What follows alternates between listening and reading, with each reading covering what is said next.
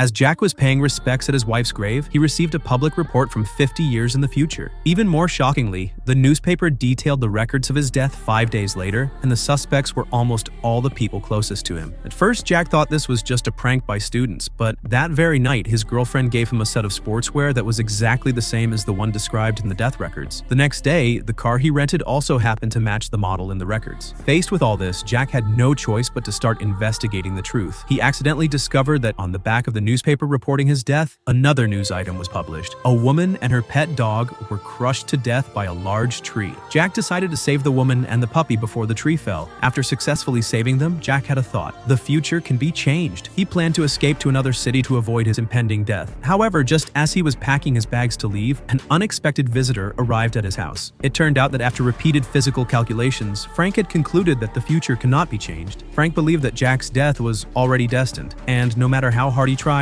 he would die on that Friday. Jack firmly believed this wasn't science. He told Frank about saving the woman and the puppy. As soon as he finished speaking, Jack hurried to the school to pick up his daughter. Jack boarded a plane to another city with his daughter and wife Lisa, thinking that things would go smoothly from there. However, a passenger on the plane suddenly started coughing incessantly, and the captain announced that the plane would be turning back. Due to concerns about a possible flu epidemic, all passengers were required to be quarantined in the hospital overnight. Even more bizarrely, when Jack was at the hospital entrance, he ran into the deceased who had been brought in from a car accident that day. Upon seeing the deceased's bracelet, Jack was stunned, because the woman he had saved in the storm yesterday was wearing this very bracelet. Sometimes, what changes fate is not science, but unpredictable coincidences.